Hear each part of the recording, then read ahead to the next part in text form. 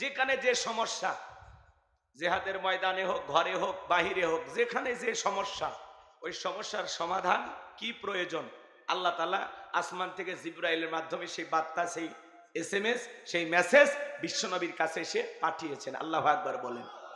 এই জন্য কোরআনুল কারীম শুধুমাত্র একটা গতানুগতিক ধর্মীয় কিতাব নয়, এটা হলো আপনার আমার সংবিধান। তিবিয়ানাল লিকুল্লি শাই, মানব জীবন পরিচালনা করার জন্য রান্নাঘর থেকে পার্লামেন্ট পর্যন্ত যত নিয়ম নীতি দরকার আল্লাহ তাআলা স্পষ্ট করে খুলে খুলে বর্ণনা করেছেন। বলুন না সুবহানাল্লাহ। শুধুমাত্র সম্পত্তির ভাগ বন্টনের কথাই কোরআনে নাই, আত্মীয় স্বজনের হকের কথা নাই।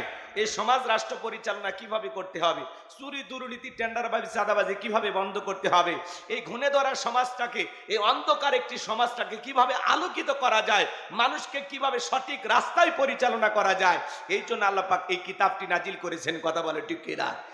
যারা বলবে কোরআনের সাথে রাজনীতির কোনো সম্পর্ক নাই, আমরা বলতে চাই কোরআনের সাথে তাদেরই কোনো সম্পর্ক নাই। কথা বলে ঠিক কিনা? কোরআনের সাথে যদি রাজনীতির কোনো সম্পর্ক না থাকে, বিশ্বনবী মদিনা 10 বছর কি দিয়ে চালাইছেন? এই কথা বলে না কেন? হযরত আবু বকর কি দিয়ে চালাইছেন? ও হযরত ওমর ফারুক কি দিয়ে চালিয়েছেন? ওসমান আলী কি দিয়ে চালিয়েছেন? হযরত মুয়াবিয়া কি দিয়ে চালিয়েছেন? তো তাহলে এগুলো যারা বলবে যে কোরআনের সাথে রাজনীতির কোনো সম্পর্ক নাই, এই কথার দ্বারা তাদের মূর্খতা প্রকাশ পায়। কথা বলে ঠিক কিনা? কথা বলতে গেলে হিসাব করে বলবেন, বলতে পারেন যে না, কোরআনে রাজনীতি আছে কিন্তু আমরা অন্য নেতাকে অনুসরণ করি। আপনারা আপনাদের মতো কথা বলেন। এক নেতা গতকালকে কথা বলতে গিয়ে একেবারে বলে ফেলে দিয়েছেন যে শাহজাহান সাহেবের এই ঘর, এই বাড়ি, এটা আমার কাছে মক্কা। নাউজুবিল্লাহ বলবেন না? আচ্ছা, কোন নেতার বাড়ি কি মক্কা হতে পারে? জোরে বলেন হতে পারে? তার মানে চিন্তা করেন কি কায়দায় পাম দেওয়া শুরু করছে। আমার মনে হয় ওই ছেলেটার খোঁজ খবর নিয়ে দেখেন, যে ব্যক্তি এক বক্তব্য দিয়েছে না, ও ভবিষ্যৎ হয়তোবা ওই ছেলেটা পূর্বে আওয়ামী লীগ করত। কথা কন না কেন? আওয়ামী লীগের লোকেরা এরকম উল্টাপাল্টা প্রশংসা করতে পারে, বর্তমানে ওরা আবার বিএনপি হয়েছে। কথা বোঝেন নাই? এইরকম ভ্যাস ধরে আসে নেতার বাড়িতে এসে প্রশংসা করে বলতেছে এই শাহজাহান সাহেবের বাড়ি, এটা আমার কাছে মক্কা। জোরে কন নাউজুবিল্লাহ। ওই হযরত শেখ হাসিনা যেমন বলতো, তো এরকম প্রশংসা শুরু করে দিছে। এই জন্য বলবো ভাই, মাথা ঠিক রেখে কথা বলেন। কার সাথে কি তুলনা দেন? আপনার নেতার বাড়ি মক্কা। হ্যাঁ, এরা আগে কি করত? ওই আফসোস লীগ করতো, এখন তাল মিলে বিএনপির সুরত ধরছে যে না, আমরা এখন এই দলে আসছি। আইসা এই যে উল্টা পাল্টা প্রশংসা করছে। তাছাড়া প্রকৃত যারা জন্ম থেকে আজ পর্যন্ত বিএনপি করে, তারা উল্টা পাল্টা কথা বলার কথা নাই। কথা ঠিক কি না? কিন্তু কিছু সুবিধাবাদী লোক আছে, এক এক সময় এক এক ভেষ ধারণ করে, এদের ভিতরে সমস্যা। কথা বলে ঠিক কি না? যেই দলেরই হোক, আমরা বলতে যে ভাই, ইসলাম ছোটখাটো হয়, ইসলাম অসম্মান হয়, এমন কোন মন্তব্য আপনারা করবেন না। কথা বলে ঠিক কি না? একটু ভালোভাবে কথা বলেন। নেতার প্রশংসা করেন যে না, নেতার এই বাড়ি দেখলে মনে হয় আমার বাড়ি। প্রশংসা আর আছে না? নেতাকে দেখলে মনে হয় আমার বাবা। কথা কন, প্রশংসা আরো করেন, সমস্যা নাই। নেতাকে দেখলে কার কথা মনে হয়? মনে হয় নেতা আমার বাবা। নেতার বাড়ি দেখলে মনে হয় এটা আমার বাবার বাড়ি। প্রশংসা করেন। নেতার বাড়িকে মক্কার সাথে তুলনা করতেছেন কেন? এই কথা বলে না কেন? প্রশংসা করতে গেলে কত প্রশংসা করা যায়, আর তার সেরার মতো উল্টে পাল্টা কথা কয়। কথা কন নাকি আপনারা? আছে না? সম্মানিত ভাইয়েরা আমার, রাগ করবেন না। সমাজে প্রতিবাদ করতে হবে, কেউ ভুল করলে ভুল ধরিয়ে দিতে হবে। সমাজকে সুন্দর করতে হলে যে যা খুশি তাই বলবে, ছাড় দেওয়া যাবে না, মেনে নেওয়া যাবে না। এটার প্রতিবাদ না করলে সামনে ভবিষ্যতে আরো সমস্যা তৈরি হবে। কথা বলে ঠিক কিনা? তো যাই হোক, সম্মানিত ভাইয়েরা আমার, আমি যে কথা বলতে চাচ্ছিলাম, দীর্ঘ 23টি বছরে আল্লাহ তাআলা কোরআনুল কারীম নাজিল করেছেন। এই কোরআনের ভিতরে আল্লাহ কি বলেছেন আমাদের পড়ার জানার দরকার আছে না নাই? কোরআনের সাথে আমাদের সম্পর্ক রাখার দরকার আছে না নাই? আমার ভাইয়েরা, লম্বা হবে, আমি লম্বা করতে পারবো না। বিশ্ব নবীজির উপরে আল্লাহ তাআলা 8টি পদ্ধতিতে কোরআনুল কারীম নাজিল হইতো। এত কথা বলতে গেলে সময় লেগে যাবে। আমি যে কথা বলতে চাচ্ছিলাম বন্ধুগণ আমার, ও রাজবাড়ির মুসলমান ভাইয়েরা, তরুণ যুবকেরা মনোযোগ দিয়ে কথাগুলো শুনে যান। হযরত ওমর ফারুক ডেকে বলেন, নবীজির কোরআনুল কারীম রিসিভ করা শেষ হয়ে গেল। বিশ্ব নবী সাহাবায়ে কিরামদের দিকে মুখ ঘুরে ডেকে বলেন, ও আমার সাহাবীরা, এই মাত্র আসমান থেকে জিবরাইল এসে আমার উপরে সূরাল মুমিনুনের 10টি আয়াত কারিমা নাজিল করে জানায় দিয়ে গেল, নবী গো, এই 10টি আয়াতের ভিতরে আল্লাহ তাআলা তার আদরের মুমিন বান্দাদের 7টি কোয়ালিটি নিয়ে আলোচনা করেছেন, 7টি গুণাবলী নিয়ে আলোচনা করেছেন।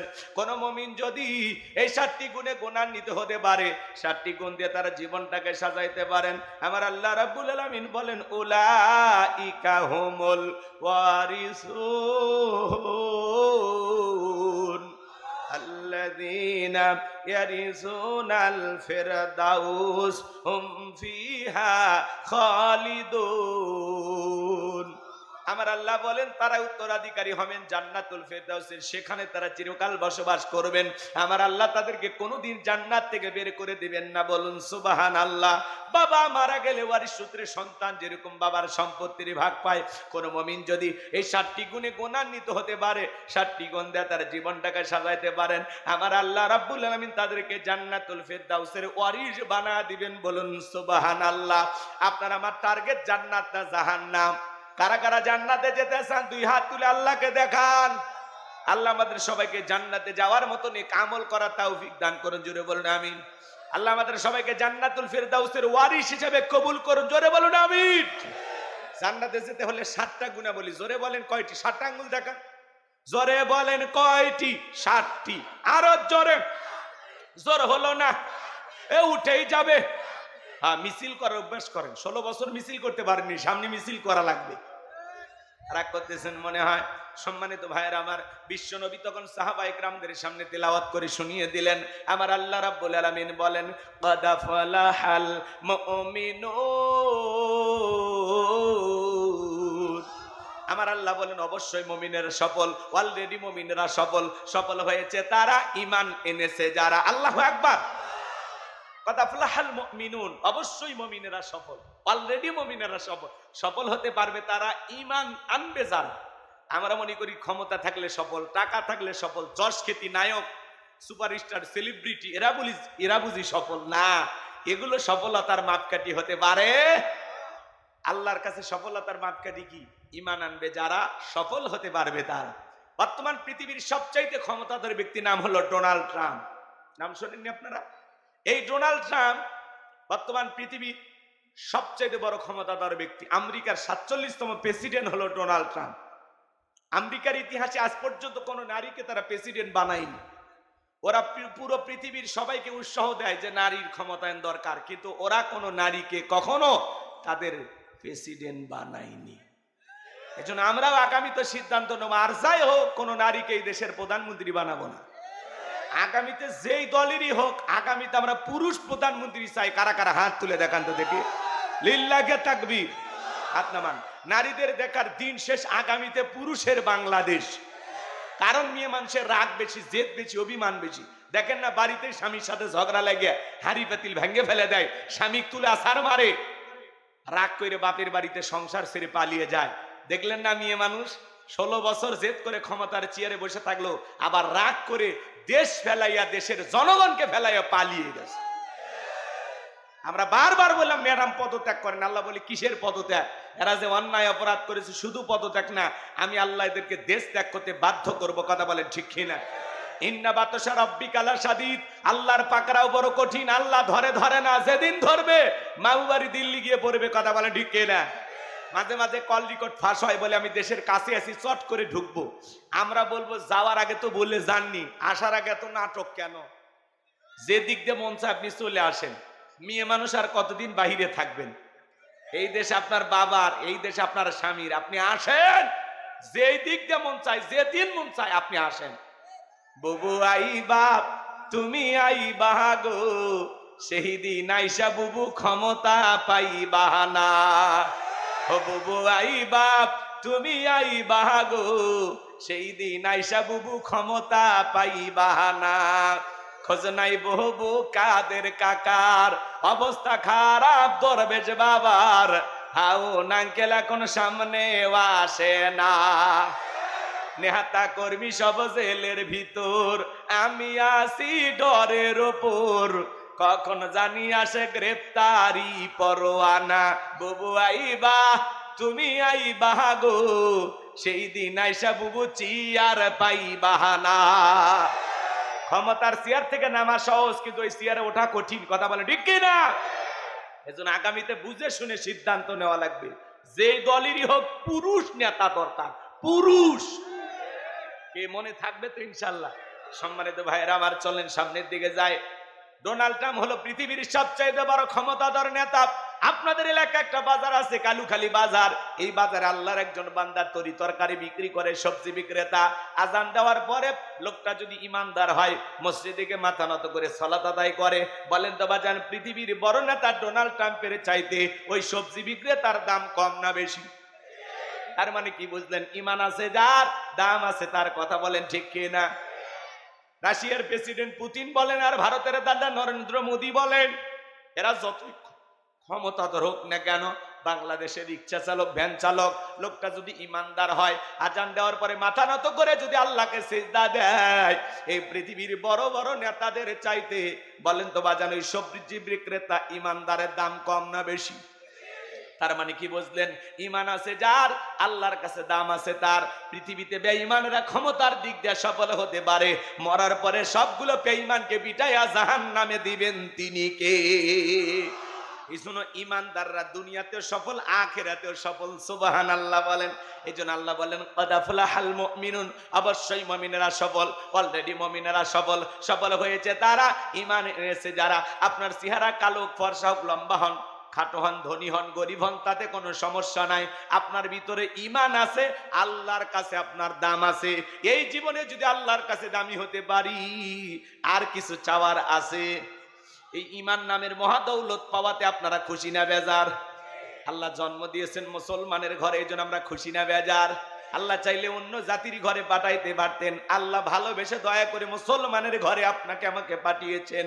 আল্লাহ ভালোবেসে বিশ্বনবীর উম্মত বানিয়েছেন, ভালোবেসে কুরআনুল কারীম দান করেছেন। এই জন্য বাজান, একটু আমল করলে জান্নাত আমাদের জন্য সহজ হয়ে যাবে, কথা বলেন ঠিক কিনা? ক্বাদ আফলাহাল মুমিনুন, সফল হয়েছে তারা, ঈমান এনেছে যারা। আল্লাহ তাআলার কাছে যদি দামি হই, এই জীবনে আর কিছু চান আপনারা? চান? তাহলে আমি বলবো সফল হয়েছে কারা? আপনারা বলবেন ঈমান এনেছে যারা। ঈমানদাররা দুনিয়াতেও সফল, আখিরাতেও সফল। তাহলে বলেন সফল হয়েছে কারা? মাশাআল্লাহ। এরপরে আল্লাহ রাব্বুল আলামিন বলেন আল্লাযীনা হুম ফি সালাতিহিম খাশিউন। একজন অমুসলিম জোহরের নামাজের পূর্বে ঈমান গ্রহণ করেছে, ওই ব্যক্তির উপরে জোহরের সালাত আদায় করা কি? ফরজ। মাশাআল্লাহ, চমৎকার শ্রোতা। এদিক শোনেন, এদিক শোনেন। মুমিন জীবনের 7টি কোয়ালিটি নিয়ে আল্লাহ যখন আলোচনা শুরু করলেন, 1 নাম্বার আল্লাহ তাআলা সালাত দিয়ে শুরু করেছেন। আল্লাহু আকবার বলেন। যুবক যারা আছো নিরাশ হয় না, 4 নাম্বার গুণাবলীতে যুবকদের স্পেশাল আলোচনা আছে। যুবকদেরকে হালকা সাইজ করা দরকার আছে না নাই? 2 নাম্বার গুণাবলীতে হালকা টাচ দিব, আর 4 নাম্বারে যায় এমন ধরা ধরবো যুবকদের অবস্থা খারাপ করে ছেড়ে দেব। খালি একটু অপেক্ষা করেন, একটু অপেক্ষা করেন। তাহলে 1 নাম্বার গুণাবলী শুরু হয়ে গেছে। আল্লাহ রাব্বুল আলামিন বলেন আল্লাযীনা হুম ফি সালাতিহিম খাশিউন।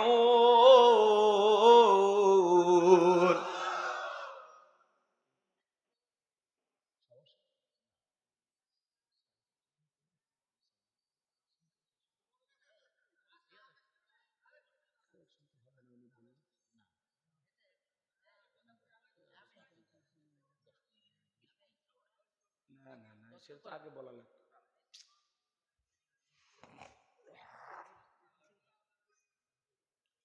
আল্লাহ রাব্বুল আলামিন বলেন আল্লাযীনা হুম ফি সালাতিহিম খাশিউন। মুমিন বান্দার 1 নাম্বার গুণাবলী, যারা নিজেদের সালাত বিনয়ের সহিত, নম্রতার সহিত, আল্লাহর ভয় নিয়ে আদায় করে।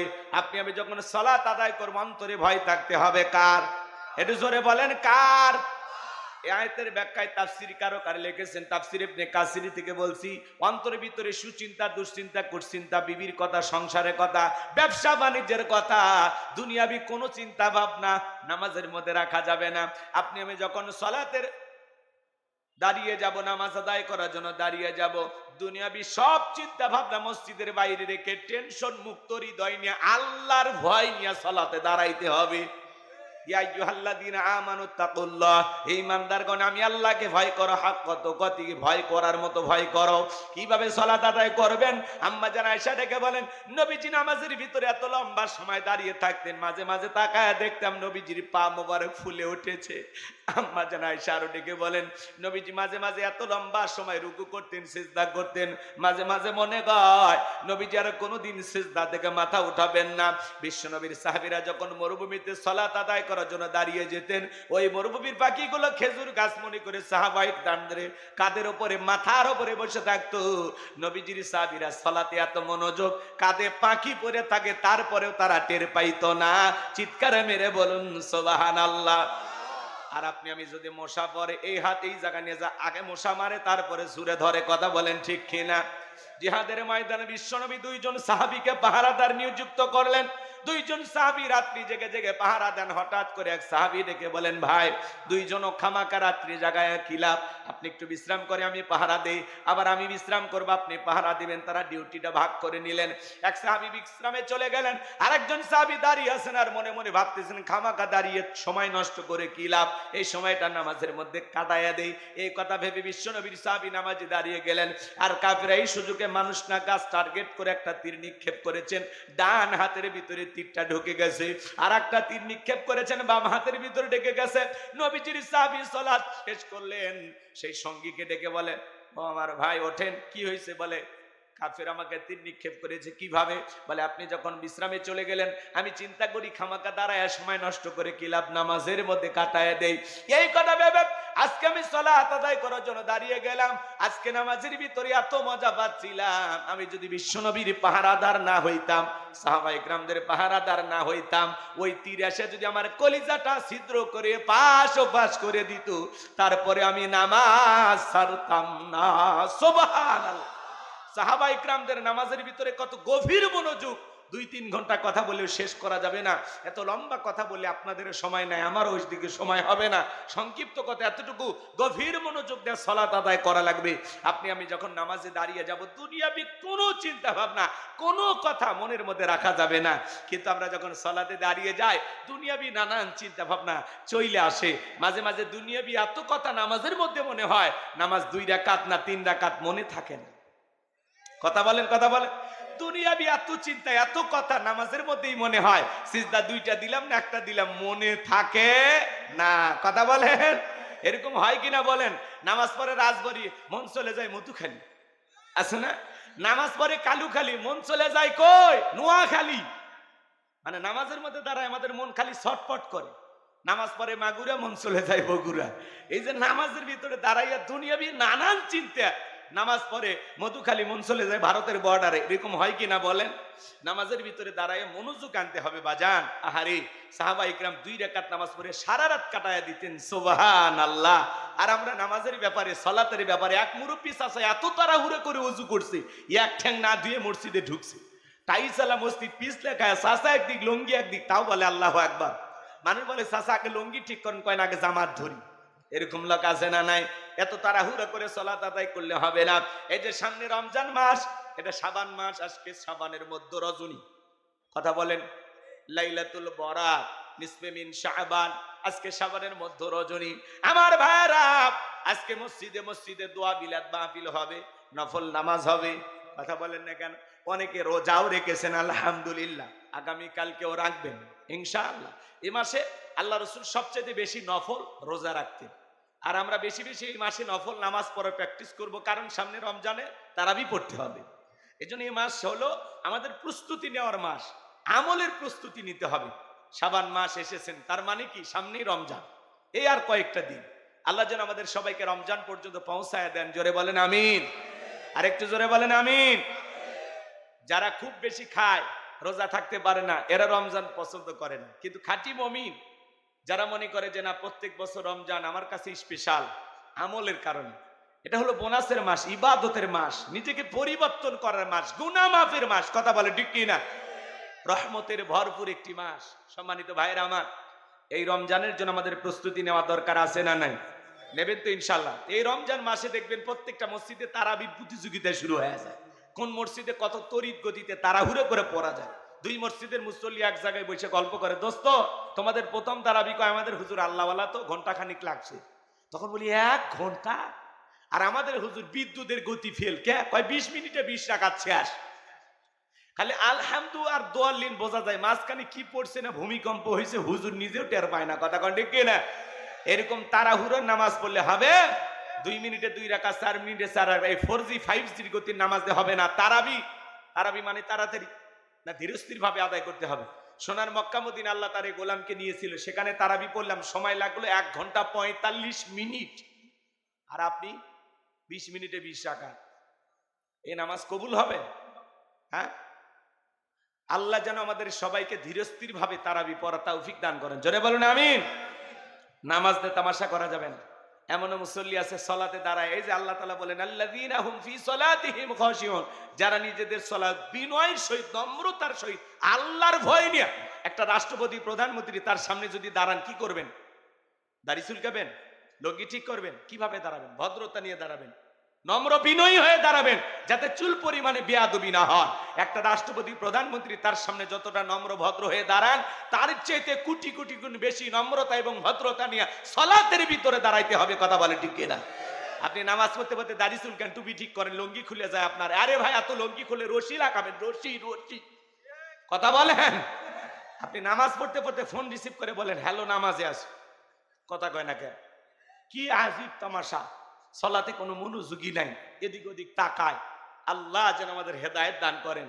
আমরা বিনয়ের সহিত, নম্রতার সহিত জহরের সালাত আদায় করবো, আর মনে মনে খেয়াল করব এই জহরের সালাত আমার জীবনের শেষ সালাত।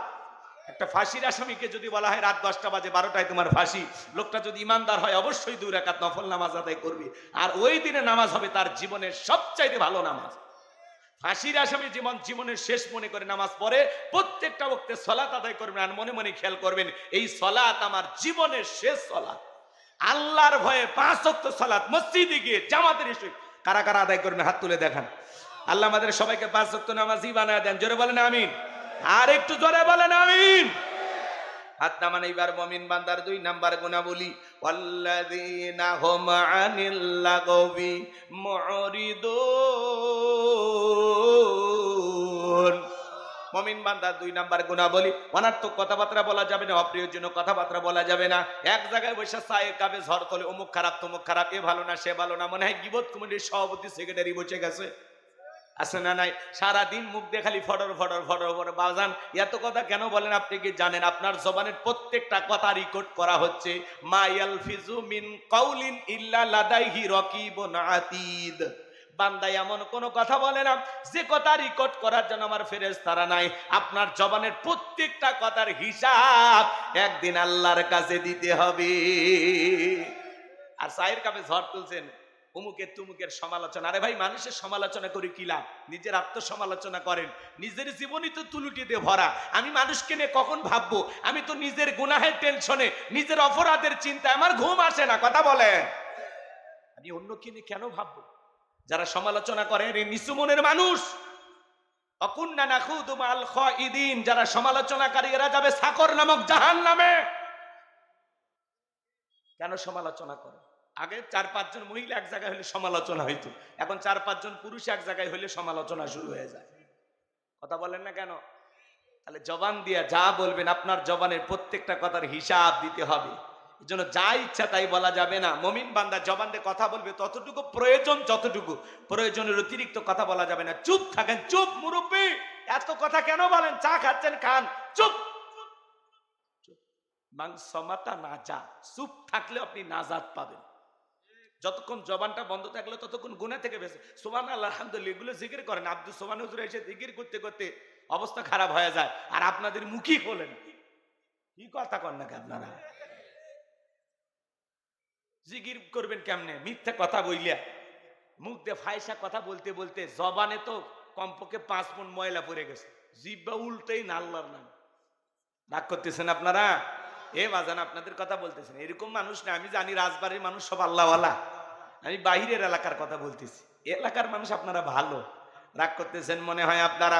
তাহলে জবান দিয়ে যা খুশি তাই বলা যাবে না। মুমিন বান্দার 2 নাম্বার গুণাবলী, মুমিন বান্দা জবান দিয়ে সে কথা বলবে যে কথা বলে সব হয়। অনার্থক কাজ করা যাবে না। মুমিনের টাক হলে মুমিন সিনেমা হল বানাবে না, যাত্রা গানের আয়োজন করবে না, গানের কনসার্ট দেবে না, মদের বার দেবে না, সিনেমা হল বানাবে না।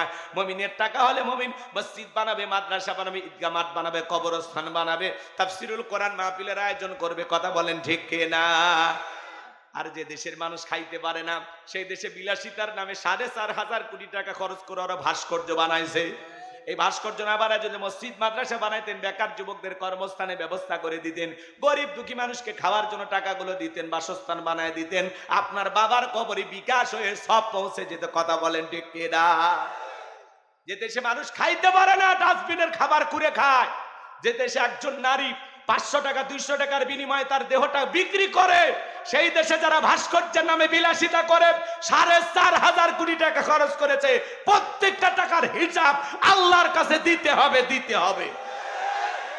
মানুষ খাইতে পারে না, রেল স্টেশনে ঘুমায়, ঘর নাই বাড়ি নাই। একটা নারী নিজের সতীত্ব বিক্রি করে পেটের ভাত জোগাড় করে, আর আপনারা নারী হয়ে নারীর দিকে তাকান না। কথা কন নাকি আপনারা? আপনারা উল্টো নারীদের নামে উল্টো পাল্টা কথা বলেন। নারী স্বাধীনতার নামে নারীকে আপনারা রাস্তায় নামিয়ে দিয়েছেন। কথা বলেন না কেন আপনারা? রাগ করেন? সম্মানিত ভাইয়েরা আমার, সমান অধিকার পরে পরে। কিসের সমান অধিকার? নারী পুরুষ কখনো সমান অধিকার হয়? জোরে বলেন হয়। যারা বলে নারী পুরুষ সমান অধিকারের স্লোগান দেয়, এরা বোঝে না যে অধিকার কারে কর। ইসলাম নারীকে সবচেয়ে বেশি মর্যাদা দিয়েছে। কথা বলেন ঠিক কিনা? পুরুষের চাইতে নারীর মর্যাদা অনেক বেশি। সমান অধিকার কেমনে সমান অধিকার হবে? তোমার স্ত্রী 10 মাস সন্তান পেটে রাখে, তোমারে যদি বলে সমান অধিকার না, তুমি 5 মাস আমি 5 মাস, পারবেন? 2 বছর দুধ পান করায় যদি আপনারে বলে কি খাওয়াবেন, আছে কিছু আছে, তাহলে সমান অধিকার হয় না। ওই যে শোনেন, এক মরুভূমি এলাকায় স্বামী স্ত্রী বসবাস করতো, বিশাল ঝড়, চতুর্দিক দিয়ে ঝড়, এত ঝড় তুফান হয়েছে বাহিরে বের হওয়া কঠিন। কথাকে বুঝতে পারতেছেন তো? এই ঝড় তুফানে হঠাৎ করে স্বামী বলতেছে, বিবি রে, বাইরে যে ঝড় তুফান আর যে বৃষ্টি শুরু হয়েছে, যদি আমি বাইরে যা পেশাব করি আমারে উড়িয়ে নিয়ে যায়, কিন্তু পেশাবের যে চাপ লাগছে, পেশাব না করলে তো আমি থাকতে পারবো না। তখন স্ত্রী বলতেছে, ওই যে জানালা আছে, তুমি আমার ঘাড়ে ওঠো, ওইটা জানালা দিয়ে আপাতত কি করো, পেশাবটা করো।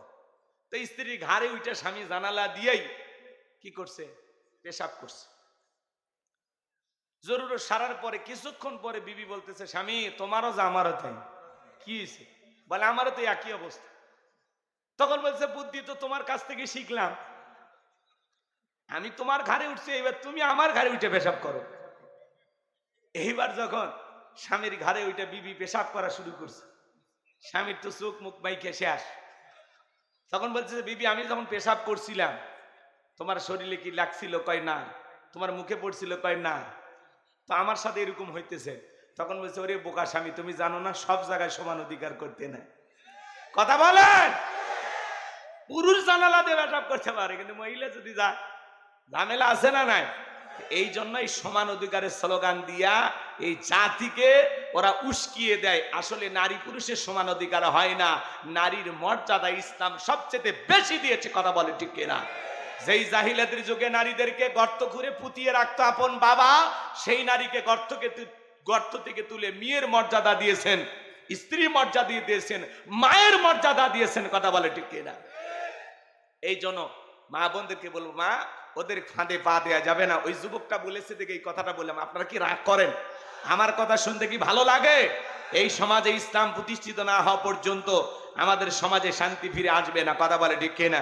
সম্মানিত ভাইয়েরা আমার, তাহলে মুমিন বাজার 2 নম্বরে গুণা বলি, অনার্থক কাজ করা যাবে না। মুমিন টাকা হলে ভালো ভালো কাজ চালু করবে, ভাস্কর্য বানাবে না, রাস্তার মোড়ে মোড়ে লিখে রাখবে সুবহানাল্লাহ, আলহামদুলিল্লাহ, আল্লাহু আকবার। কথা বলেন? যত মানুষের নজর পড়বে তত মানুষ আল্লাহকে স্মরণ করবে, সেও তাসবিহ পড়া সব পাবে, যে লাগিয়ে রাখবে তারও সব হবে। কথা বলেন ঠিক কিনা? মুমিন বান্দার 2 নাম্বার গুণাবলী, হে যুবক, মুমিন বান্দা অনার্থক জিনিস শ্রবণ করতে পারে না। কানে ইয়ারফোন লাগায় গান শোনো, রূপ বানানো আছে কমর দলাইয়া, আল্লাহর ফেরেশতারা কবরে নিয়ে পিটাবে ঝোলাইয়া ঝোলাইয়া। সিরাজগঞ্জের এক যুবক রেল লাইন পার হয়ে যায়, কানের ভিতর ইয়ারফোন লাগাইয়া ট্রেনে এসে ধাক্কা মেরে 3 টুকরা করে ধুয়ে গেছে। মরার পরেও কানের ভিতর ইয়ারফোন লাগানো ছিল। এখন কবরে যা, ফেরেশতারা তো জাগা মতো বাদ্যযন্ত্র বাজাবে। কথা বলেন ঠিক কিনা? তাহলে মুমিন বান্দার 2 নাম্বার গুণাবলী, অনার্থক জিনিস শ্রবণ করা যাবে না। মুমিন বান্দা কান দিয়ে সেই জিনিসগুলো শ্রবণ করবে যেগুলো শুনলে সওয়াব হয়। এক কথায় সওয়াব আছে যেখানে আমরাও আছি। মুমিন বান্দা সেই কথা বলবে যে কথা বললে সওয়াব হয়, সেই কাজ চালু করবে যে কাজ চালু করলে সওয়াব হয়, সেই জিনিসগুলোই কান দিয়ে শ্রবণ করবে যেগুলো শুনলে সওয়াব হয়। এক কথায় সওয়াব আছে যেখানে আমরা আছি, আর গুনাহ আছে যেখানে আমরা নাই। কথা ক্লিয়ার না ভেজাল আছে?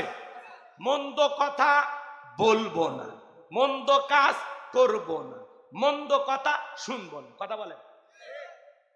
ভালো কথা বলবো, ভালো কাজ করব, ভালোটা শুনবো, খারাপটা বলবো না, খারাপ কাজ করব না, খারাপটা শুনবো না। কথা ক্লিয়ার না ভেজাল আছে? বুঝে ফেলে দিচ্ছেন 2 নাম্বার গুণাবলী। এইবার মুমিন বান্দার 3 নাম্বার গুণাবলী, ওয়াল্লাযীনা হুম লিয-যাকাতি ফাইলুন। মুমিন বান্দার 3 নাম্বার গুণাবলী, আল্লাহ যদি মুমিন বান্দাকে নিসাব পরিমাণে সম্পদের মালিক বানায় দেয়, মুমিন বান্দা সক্রিয়ভাবে হিসাব করে করে কয় লাখ টাকার কয় হাজার টাকা যাকাত দিতে হবে, কয় কোটি টাকার কয় লাখ টাকা যাকাত দিতে হবে, মুমিন বান্দা সক্রিয়ভাবে হিসাব করে করে বছরে একবার যাকাত দেবে। কার ভয়ে? যাকাত দেওয়া নফল না ফরজ? যাকাত আসছে দারিদ্রতা বিমোচন করার জন্য, অভাব মুক্ত সমাজ রাষ্ট্র দেশ গড়ার জন্য। যাকাত আসছে রাস্তার এপারে 10 তলায় পারে গাছতলা তার ব্যবধানকে দূর করার জন্য। যাকাত আসছে রাস্তাঘাটে পড়ে থাকা অসহায় মানুষের মুখে হাসি ফোটায়া তাদের অধিকার প্রতিষ্ঠিত করার জন্য। আল্লাহু আকবার। ধনীদের জন্য যাকাত দেওয়া নফল না ফরজ? নামাজ আদায় করা যেমন ফরজ, যাকাত দেওয়া তেমনি ফরজ। কথা বলেন ঠিক কিনা? বাংলাদেশে শোনেন, 53 বছর হয়ে গেল স্বাধীনতা, 54 বছরে আমরা পাপ দিয়েছি। এবার শোনেন, এত বছর হয়ে গেল তারপরে আমরা বাংলাদেশকে দারিদ্র মুক্ত করতে পারলাম না। অনেক নেতাই স্লোগান দেয় দারিদ্র মুক্ত বাংলাদেশ গড়তে চায়। আমরা বলবো এই স্লোগানের সাথে যদি বাস্তবতা মিলাইতে চান, দারিদ্র মুক্ত বাংলাদেশ গড়তে হলে যাকাত ভিত্তিক অর্থনীতি চালু করতে হবে। কথা বলেন ঠিক কিনা? এই সুদ ভিত্তিক অর্থনীতি হালাল না হারাম? এই হারাম অর্থনীতিতে কঠিন কালেও বাংলাদেশকে কোন নেতা দারিদ্র মুক্ত করতে পারবে? বাংলাদেশকে দারিদ্র মুক্ত করতে হলে যাকাত ভিত্তিক অর্থনীতি চালু করা লাগবে। শোনেন, একটা যাকাত মন্ত্রণালয় চালু করা লাগবে। এদেশের বিজ্ঞ ইসলামী স্কলার দিনের দায়ী আলেমদের কাঁধে এই যাকাত মন্ত্রণালয়ের দায়িত্ব দেওয়া লাগবে। ওই গুমসোর ডালসোর বিকাশের টাকাসোর দুর্নীতিবাজ ব্রিজে ঢুকানোর কথা ঢুকে দেয় বাঁচ, ওই নেতার স্লোগান শুনে ওদেরকে টাকা দেয়া যাবে না। ওদেরকে টাকা দিলে সব বিদেশে পাচার করবে। কথা বলেন? আর ওদের পিছনে আমরা স্লোগান দেই বল্টু ভাইয়ের চরিত্র ফুলের মতো পবিত্র, নামাজ পড়া 1 ওয়াক্ত, গাঁজা খাই 5 ওয়াক্ত, কুমসিরিতে পাকা ভক্ত, শয়তানের 1 নাম্বার ভক্ত, হুজুরদের জন্য খুবই শক্ত, চুষে খাই গরিবের রক্ত। পোস্টারে লেখা আছে গরিবের বন্ধু, ভোট দিয়ে দেখেন গরিবের কয় নাম্বার শত্রু। একটা বয়স্ক ভাতার কাট নিবের গেলে 2-1000 খায়। এই কথা বলেন? লেখা আছে সেবা করার সুযোগ দিন, সেবার নামে জনগণের পকেট ডাকাতি করে। যেই নেতা নির্বাচিত হওয়ার আগে সাইকেল কেনার মোটরসাইকেল কেনার টাকা নাই, সেই নেতা রাতারাতি নেতা হইলে বাপরে বাপ, রাজবাড়িতেও বাড়ি, ঢাকাতেও বাড়ি, শুধু কি তাই বিদেশেও বাড়ি। নেতা দেশি, বাড়ি হলো বিদেশে। বিগত 16 বছর যারা জুলুম অত্যাচার করেছিল, 1-2 কোটি টাকা নাই, 11 লক্ষ কোটি টাকা দুর্নীতি করেছে, হাজার হাজার কোটি টাকা বিদেশে পাচার করেছে। কথা বলে ঠিক এরা? সে এমপি মন্ত্রী আছে, আজকে গ্যারেজে 5-10 কোটি টাকা দামের গাড়ি পরে আছে, এমপি মন্ত্রী নাই। কথা বলেন? আছে বাজান? আছে? সব পাইলে গেছে। বড় বড় কথা বলতো নাই নাই নাই। তাহলে কেরা পেট নীতির নামে, কি রাজনীতির নামে পেট নীতি করতো? কোটি কোটি টাকা দুর্নীতি করেছে, 93 বিলিয়ন ডলার ঋণ করেছে। বাংলাদেশের 48 বিলিয়ন ডলার রিজার্ভ ছিল, সব খাইয়ে ফেলে দিছে। এই দেশে আর কিচ্ছু নাই, সব লুটে ফুটে নিয়ে গেছে। কথা বলে ঠিক এরা? আছে এমপি মন্ত্রী আছে, মন্ত্রীরা সব কোথায় গেল, এমপিরা সব কোথায় গেল, কোথায় কাদের কাকা?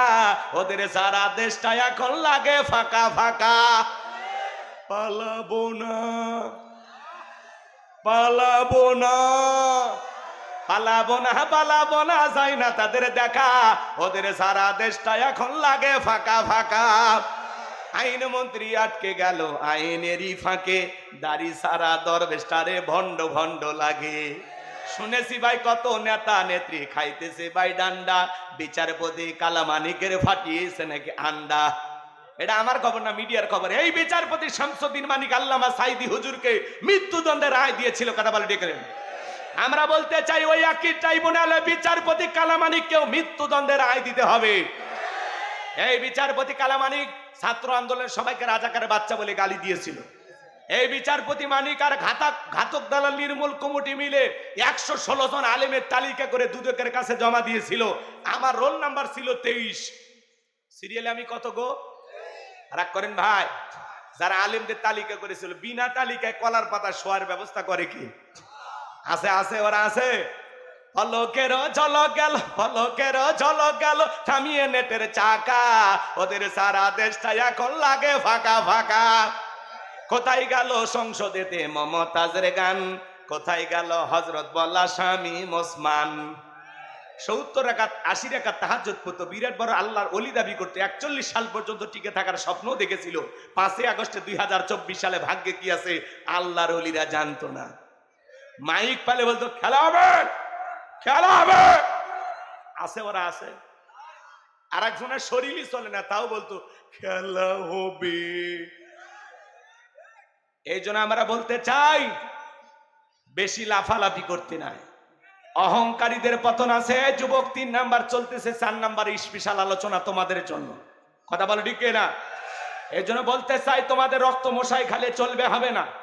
বারবার স্বাধীনতার জন্য তোমরা রক্ত দিয়েছো, আর একটা বার যদি কখনো ডাক আসে আল্লাহর এই জমিনে আল্লাহর দ্বীনকে প্রতিষ্ঠিত করার জন্য, কোরআনের সমাজ ব্যবস্থা কায়েম করার জন্য, নবীদের মতো সাহাবায়ে কিরামদের মতো বুকের তাজা রক্ত দিতে হয়। এই জমিনের দ্বীনের বিজয় আনার জন্য কারা কারা বুকের তাজা রক্ত দিতে প্রস্তুত? তুই হাত তুলে আল্লাহকে দেখান, তুই হাত তুলে আল্লাহকে দেখান।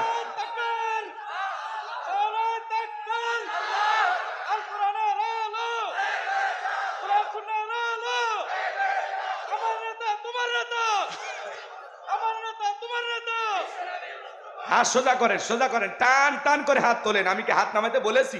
মাঝে মাঝে হাত বেঁকা দেখা যায়। 2 হাত সোজা করার শক্তি না। আপনি পুরুষ মানুষ, 2 ডিম ভিটামিন ক্যালসিয়াম মাঝে মাঝে কিনে খাবেন, একেবারে দুর্বল হলে চলতে পারেন। আর সোজা করেন, সোজা করেন। আমার আল্লাহ রাব্বুল আলামিন বলেন ইন্নাল্লাহা আশতারা মিনাল মুমিনিনা আনফুসাহুম ওয়া আমওয়ালাহুম বিআন্না লাহুমুল জান্নাহ। সূরা তাওবার 111 নম্বর আয়াতে আল্লাহ রাব্বুল আলামিন জানিয়ে দিলেন নিশ্চয়ই মুমিন বান্দাদের জান মাল আমি আল্লাহ ক্রয় করে নিয়েছি, বিনিময়ে দেব জান্নাত। বলুন সুবহানাল্লাহ। তাহলে বলেন তো বাজান, আপনার আমার জীবনের মালিক কে? হে রাজবাড়ির যুবকেরা ভালো করে বলো, এই জীবনের মালিক কে? প্রেম করবার 14 ফেব্রুয়ারিতে প্রেমিকাকে গোলাপ ফুল দিয়ে বলবা তুমি আমার আমি তোমার। ওরে হাইব্রিড যুবক, এই জীবনের মালিক কে? তোমার আমার সম্পদের মালিক কে?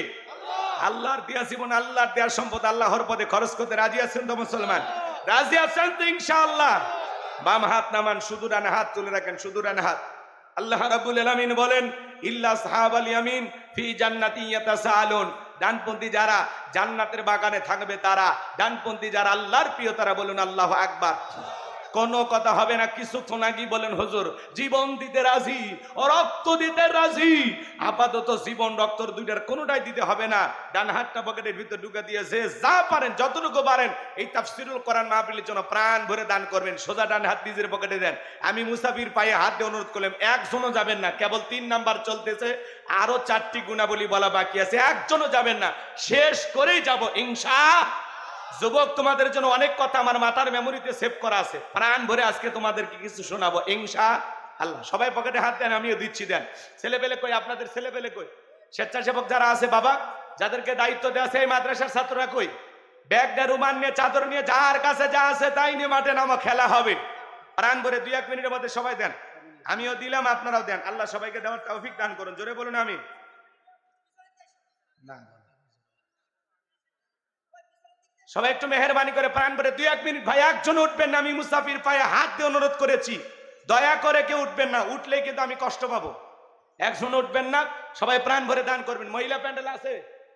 নারীদের ওখানে লোকজন পাঠিয়ে দেন। আমার মা বোন যারা বসে আছেন, মা আমি জানি রাজবাড়ির মা বোনদের হাতে রান্না যেমন ভালো, মনটা তার চেয়ে বেশি ভালো। আল্লাহ আমার মা বোনদের দান করে তৌফিক দান করুন। যারা বলেন আমিন।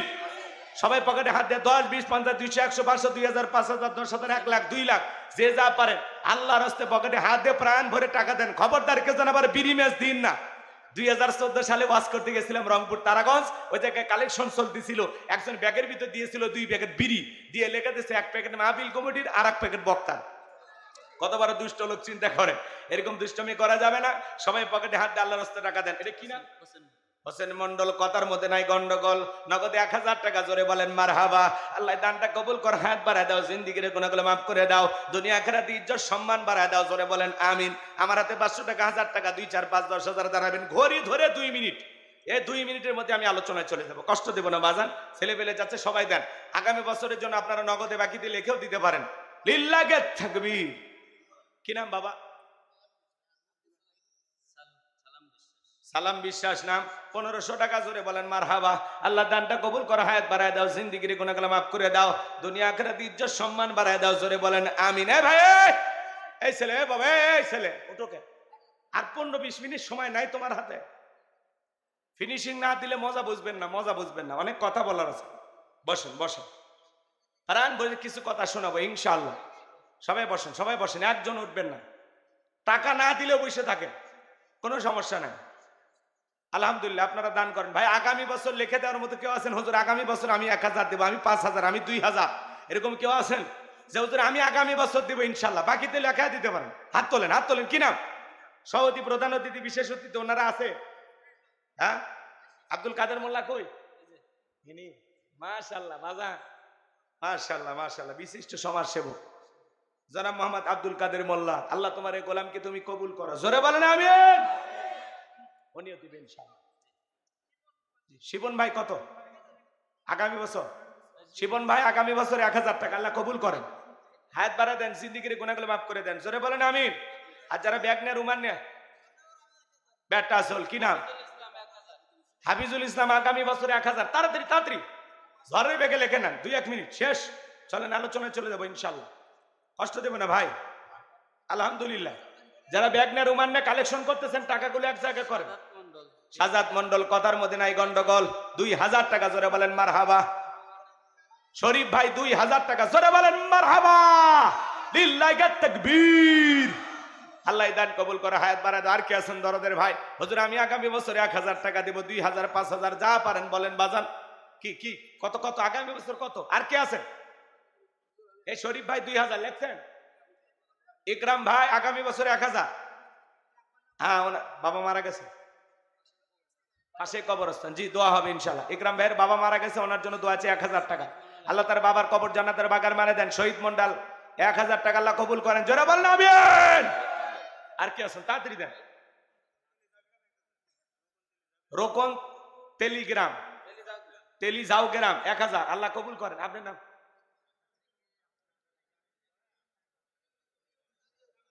ঢাকা থেকে প্রায় 1.5 লাখ টাকা কালেকশন হয়েছে, আলহামদুলিল্লাহ বলেন। তাদের জন্য আমরা দোয়া করবো ইনশাল্লাহ। সব ব্যাগে নেন, ব্যাগে নেন, এগুলো নেন, যে টাকা নেন, সব টাকা ব্যাগে তুলে। সাবেক সেক্রেটারি কত? সাবেক সেক্রেটারি আব্দুল মালিক, উনি 5000 টাকা, আল্লাহ কবুল করেন। আব্দুল মাজেদ, মাজেদ মন্ডল, কথার মধ্যে নাই গন্ডগোল, আল্লাহ কবুল করেন। মহিলা প্যান্ডেলের টাকা তোলেন। কে? সাব্বির কলিজা গ্রাম, তেলিজা গ্রাম। লেখে নেন, লেখে নেন, আপনার লেখে দিতে থাকেন। চাচা আব্দুল সালাম, আপনার নাম? 1000, আল্লাহ কবুল করেন, জোরে বলেন আমিন। আরো স্যার যা পারেন লিখে দেন, আপনি লিখে দিতে থাকেন, আমরা আলোচনায় চলে যাই। জি কি নাম? মফিজউদ্দিন মফু 500 টাকা, আল্লাহ কবুল করেন, জোরে বলেন আমিন।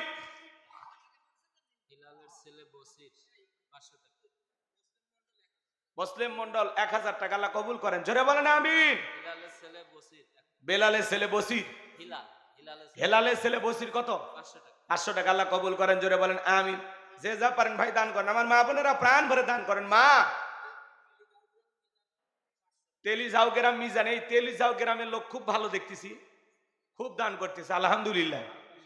এই গ্রামের লোক দেয় নাকি? কালুখালী লোক কই? হ্যাঁ, রিয়াদ ভাই 500, আল্লাহ কবুল করেন, জোরে বলেন আমিন। তাহলে জাকাত আসছে দারিদ্রতা বিমোচন করার জন্য, কথা বল ঠিক কিনা? আলেমদেরকে জাকাত মন্ত্রণালয়ের দায়িত্ব দিলে, এদিক খেয়াল করেন, আলেমেরা কি করবে? এদেশের সমস্ত ধনীদের তালিকা করবে। ধনীরা জাকাত দিতে চায় না, জাকাত আদায় করা হবে। শোনেন শোনেন, ইনি ধনী মানুষ।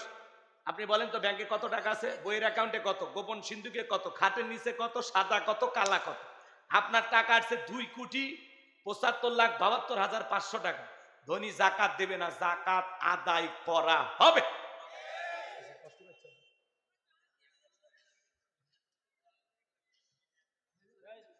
কথা বলা লাগবে। সালাম আলাইকুম। জি, কেমন আছেন আপনি? আছি আলহামদুলিল্লাহ। জি বলেন, মাহফিল থেকে বলছি, গোলাম রব্বানী। জি, আপনার নামে একটা মারহাবা দিতে চাচ্ছি। কেমন, কত? 1 লাখ না কত?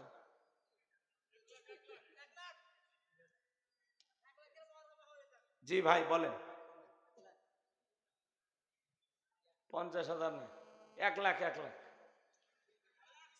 সবাই চাইতেছে, সবাই 1 লাখ। কত? আরো জোরে, লিল্লাহি তাকবীর। সবাই 1 লাখ চাই ভাই। হাজার হাজার জনগণ ভাই আপনার দিকে তাকায় আছে।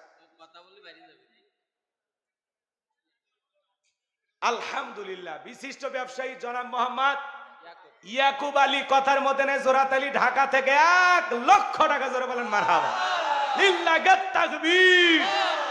আর এরকম 2-3টা লোক থাকলে আর কি কালেকশন করা লাগে? স্যার কত, স্যার কোন সভাপতি? শেষ ভালো, স্যার সব ভালো। 50 কত? কত বলেন বাজান, বলেন। কি হবে এই বয়সে গোপন ডাকে আর লাভ কি? আর কিছু গোপন আছে না? কে বলছে প্রকাশ করলে? হ্যাঁ, তাই নাকি?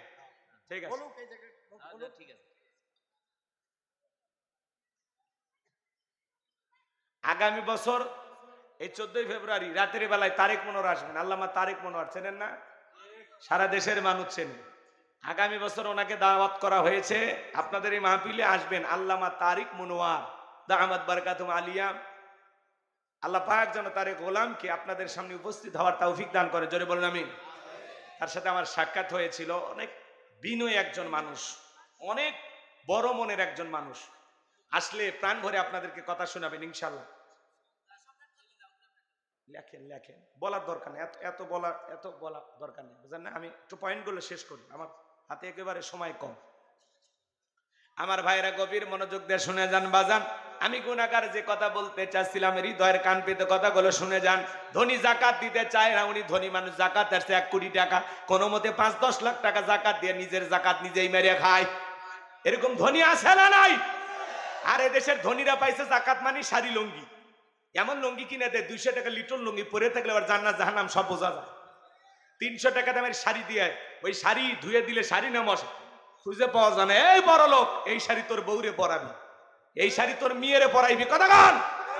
জাকাত মানে শাড়ি লুঙ্গি না। হযরত ওমর ফারুক বলেন, তোমরা জাকাতের অর্থ এমন ভাবে দাও যাতে ওই ব্যক্তি জাকাতের জন্য আর কারো দুয়ারে হাত না পাতে, কথা বলেন ঠিক কিনা? এই ছেলেটা বেকার বসে আছে, পরে জাকাতের 1-1.5 লাখ টাকা দিয়ে কালুখালী বাজারে দোকান ধরায় দেন। আল্লাহ যদি চায় 5-7 বছর ব্যবসা বাণিজ্য করে ও নিজেও ভবিষ্যতে জাকাত দিবে, কথা বলে ঠিক কিনা? এই ছেলেটা বেকার বসে আছে, পরে জাকাতের 1-1.5 লাখ টাকা দিয়ে রিক্সা ভ্যান কিনে দেন। আল্লাহ চাইলে ওই রিক্সা ভ্যান চালায় তার দৈনিক 500 টাকা 1000 টাকা ইনকামের একটা ব্যবস্থা হবে, কথা বলে ঠিক কিনা? একটা বিধবা নারী আসছে, শাড়ি দিয়ে কিলাপ সিলাই মিশি দেন, 2টা ছাগলের বাচ্চা কিনে দেন, 2টা গরু কিনে দেন, এগুলো লালন পালন করে ভাগ্যের চাকা ঘুরাবে, কথা বলে ঠিক কিনা? জাকাত দিয়ে, জাকাতের অর্থ দিয়ে মানুষের কর্মস্থানের ব্যবস্থা করে দিতে হবে, কথা বলে ঠিক কিনা? আল্লাহর নবী মুসা আলাইহিস সালামের নাম আপনারা শুনেছেন। কারুনের কাছে যাও, কালু বলে কারুন তোরে জাকাত দেওয়া লাগবে। কারুন ডেকে বলে, নবী মুসা আমি জাকাত দিতে পারবো না। নবী মুসার রাগ কম না বেশি? যে নবী রেগে গেলে মাথার টুপি ভেদ করে চুল খাড়া হয়। আল্লাহু আকবার। আজরাইলকে পর্যন্ত থাপ্পড় মারে, এক ঘুষি মারে এক কীর্তিকে দুনিয়ার থেকে বিদায় করে দেয়, বলেন আল্লাহু আকবার। সেই নবী মুসা রাগান্বিত হয়ে গেলেন, চোখে মুখে রাগ, মাথার টুপি ভেদ করে চুলগুলো খাড়া হয়ে গেছে। নবী মুসার চেহারার দিকে তাকাইয়া কারুন বলে, ডেকে বলে, পয়গাম্বার যাকাত দিতে হবে কত? নবী মুসা আলাইহিস সালাম ডেকে বলে, শতকরা 2.5% দিতে হবে। বলে ঠিক আছে, আমার একটু সময় দেন, আমি একটু হিসাব নিকাশ করে আপনাকে জানাবো। নবী মুসা আলাইহিস সালাম চলে গেলেন। এই কারণে এইবার হিসাব নিকাশে বসে গেল। এই কারণকে আল্লাহ এত সম্পদ দিয়েছিল, 70টা উট লাগতে চাবি বহন করতে হয়। চাবি যদি এত হয় তালা কত, আর তালা যদি এত হয় সিন্ধুকে মাল কত, ছোট মাথায় ধরবে না। কারণ এইবার হিসাব নিকাশ করে দেখে, বাপ রে বাপ, হাজার হাজার কর্মচারী দিয়ে সারাদিন সারা রাত যদি জাকাতের টাকা দেওয়া হয়, এরপরেও টাকা শেষ হবে না। এমনিতে কৃপণ পায়ে স্যান্ডেল দেয় না, ক্ষয় যাবে বলে, গায়ে জামা পরে না ছিঁড়ে যাবে বলে, সেই কৃপণ কি এত টাকা জাকাত দিতে পারে না? সে একটা গভীর ষড়যন্ত্র করলো। এলাকা একটা 2 নাম্বার মহিলা ছিল, নাম হলো সবদা। সবদা নামের পতিদের কাছে যা বলে, সবদারে তোরে 2 বস্তা টাকা দেবো, অ্যাডভান্স হিসাবে আজকে 1 বস্তা টাকা দিলাম, আর আগামীকালকে সাক্ষী দেওয়ার পরে আর 1 বস্তা টাকা দিব। বিনিময়ে আল্লাহ নবী মুসা আলাইহিস সালাম যে মজলিসে দাঁড়ায় আল্লাহর পদে মানুষকে আহ্বান করবে, ভরা মজলিসে দাঁড়াইয়া একবার শুধু বলবি, নবী মুসা দিনের বেলা ওয়াজ করে, রাতের বেলা আমি সবদারের সাথে রাত কাটাই, বাস এতটুকু কথা বললে যথেষ্ট, বাকি যা করেন আমি করব। সবদা যেহেতু 2 নাম্বার মহিলা, রাজি হয়ে গেল। পরের দিন সকালবেলা আল্লাহ নবী মুসা আলাইহিস সালাম হাজার হাজার জনতার সামনে ওয়াজ করতেছেন। নবী মুসার আলোচনা শোনার পরে সবদার পাষাণ হৃদয় গইলা চোখ দিয়ে পানি ঝরতেছে। বলুন সুবহানাল্লাহ। কারণ ইশারা দিয়ে বলে, সবদা দাঁড়াও। বলে না, আর একটু শুনি। বলে না, শুনতে দেওয়া যাবে না। 2 জন লোক পাঠায়া দিল। ওরা যায় 2 হাত ধরে সবদাকে ভরা মজলিসে দাঁড় করায় দিল। যখন এইবার কারণ লাভ পেরে দাঁড়ায় বলে, ও নবী মুসা, হজ বন্ধ কর। তাকায়া দেখো 2 নাম্বারে মহিলাটা দাঁড়াইছে। মহিলা 2 নাম্বার না 1 নাম্বার মুসা নবীকে জানে, রতনে রতন সেনে। কথা বলে ঠিক কিনা? আজও আলেম ওলামা যখন সুদের কথা বলে, ঘুষের কথা বলে, জিহাদের আলোচনা করে, একামতে দিনের কথা বলে, এই জমিনে দিন বিজয়ের কথা বলে, তাদেরকে টার্গেট করে বলা হয়, হুজুর আপনার ওয়াজ লাইন সারা, হুজুরের ওয়াজ লাইন সারা না, তোমার জীবন লাইন সারা। আলেমদের কথা বলতে বাধা দেয় যারা, এরা হলো তার সেরা। কথা বললেন না কেন? আলেমদের কণ্ঠ চেপে ধরতে চায় তারা। মনে রাখবেন, আবু জাহেল, উতবা, সাইবা ওরা কোরআন বন্ধ করার ষড়যন্ত্র করেছিল, যেমন পারে নাই। আজও যারা আলেমদের কণ্ঠ স্তব্ধ করে দিতে চায়, ওই জালেমেরাও পারবে না। কথা বলেন ঠিক কিনা? এইবার কারণ ডেকে বলে, সবদা তোমার যা বলার তুমি বলে, আমি তোমার সাথে আছি। সবদা এইবার ডেকে বলে, কারণ তুমি বৈশা বরফ, আমি যেহেতু দাঁড়িয়েছি বলার জন্য আমাকেই বলতে দাও। এইবার সবদা জনগণকে ডেকে বলে, ও দেশের জনগণ, শোনো দিয়া মন, আমি জীবনে কোনোদিন মুসা নবীকে দেখি নাই। আজকে মুসা নবীকে দেখার পরে, আলোচনা শোনার পরে আমার পাষাণ হৃদয় গইলা গেছে। আমি সিদ্ধান্ত নিয়েছি, জীবনে আর কোনোদিন খারাপ কাজ করব, অন্যায় কাজ করব না। আমি তওবা করে ঈমান গ্রহণ করতে চাই। সুবহানাল্লাহ বলেন। আলেমদের শুনে বেনামাজি নামাজি হয়ে যায়, সুদখোর ঘুষখোর ভালো হয়ে যায়, বেপরদায় চলা মা বোনেরা পর্দা করে, দাড়ি কাটা যুবকটা আলেমদের শুনে দাড়ি রাখে। কথা বলেন ঠিক কিনা? এইবার সবটা বলতেছে, কারণ কেন লাফালাফি করে আপনারা জানেন, গোপন তত্ত্ব ফাঁস করে দিয়ে বলতেছে, এই কারণ গতকাল রাত্রিতে আমার বাড়িতে গিয়েছিল, আমার 1 বস্তা টাকা দিবে বলে ওয়াদা করেছে, আর আজকে সাক্ষী দিলে আর 1 বস্তা টাকা দিবে, বিনিময়ে আমাকে এই কথা বলতে হবে। নবী মুসা দিনের বেলা ওয়াজ করে, রাতের বেলা আমি সবদার সাথে রাত কাটাই। আপনাদেরকে সাক্ষী রেখে বলতেছি, মুসা নবীর চরিত্র ফুলের চাইতেও পবিত্র। ওই কারণ হলো আমি সবদার নিয়মিত ভক্ত। চিৎকার মেরে বলুন আল্লাহু আকবার। ওয়া মাকারু ওয়া মাকারাল্লাহ ওয়াল্লাহু খায়রুল মাকিরিন। খেলা কার? যে গর্ত করেছে নিজের গর্তে নিজেই পড়েছে। কথা বলে ঠিক কিনা? লম্বা ঘটনা সংক্ষিপ্ত করে বলে দিয়ে যায়। নবী মুসা রাগান্বিত হয়ে আল্লাহকে ডেকে বলেন, আল্লাহ, চাইতে গেছিলাম জাকাত, আর আমার বিরুদ্ধে এত বড় মিথ্যা তহমত, মিথ্যা অপবাদ মেনে নেওয়া যায় না। আল্লাহ জমিনকে অর্ডার দেন, কারণে ধন সম্পদ সহ জমিন যেন গ্রাস করে ফেলে। আল্লাহ দোয়া মঞ্জুর করলেন, কারণে ধন সম্পদ সহ হাট পর্যন্ত জমিনের ভিতরে চলে গেছে। ও বলে ব্যাপার না, উঠতে পারবো। এইবার কমর পর্যন্ত যখন জমিনের ভিতরে চলে গেছে, ও বলে ব্যাপার না, উঠতে পারবো। এইবার যখন গলা পর্যন্ত চলে গেছে, ও বুঝতে পেরেছে আর বাঁচা যাবে না। এইবার ডেকে বলে, ও নবী মুসা, জানটা ভিক্ষে দাও, ধন সম্পদ যা আছে সব তোমার, আর তোমার আল্লাহ তুমি নিয়ে যাও, জানটা ভিক্ষে দাও।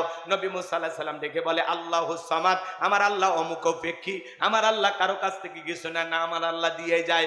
কারণ যে সম্পদের বড়াই তুমি করেছো, আজকে তোমার সেই সম্পদ সহ তুমি জমিনের ভিতরে চলে যাও, আর পৃথিবীর ইতিহাসে সাক্ষী থাক, তোমার মতো যারা সম্পদ জমা রাখবে, আল্লাহ রাস্তায় খরচ করবে না, কঠিন কিয়ামতের ময়দানে আল্লাহ তাআলা কারুনের কাতারে সে সমস্ত মানুষদেরকেও দাঁড় করাইয়া দেবে। এজন্য সূরা তাওবার ভিতরে এসেছেন, যারা স্বর্ণরূপা টাকা পয়সা জমা রাখে আল্লাহ রাস্তায় খরচ করে না, আল্লাহ বলেন তাদের জন্য রয়েছে আযাবের সুসংবাদ। জোরে কন নাউযুবিল্লাহ। আপনার এই সম্পদ বিষাক্ত সাপ হয়ে আপনাকে কামড়াবে, সবল দেবে। এজন্য বাজান, ধনী যদি যাকাত আল্লাহ রাস্তায় হিসাব করে দেয়, সম্পদ কমবে না বাড়বে? ধনী যাকাত দিলে সম্পদ কমে, আল্লাহ বৃদ্ধি করে দেয়। কথা বলে ঠিক কিনা? আরে ভাই, যাকাত দাতা হিসেবে আল্লাহ আপনাকে কবুল করছেন, আলহামদুলিল্লাহ। যাকাত হলো একটা আর্থিক ইবাদত, আল্লাহ যে যাকাত দাতা হিসেবে কবুল করছে, এটা আনন্দের বিষয়। কথা বলেন।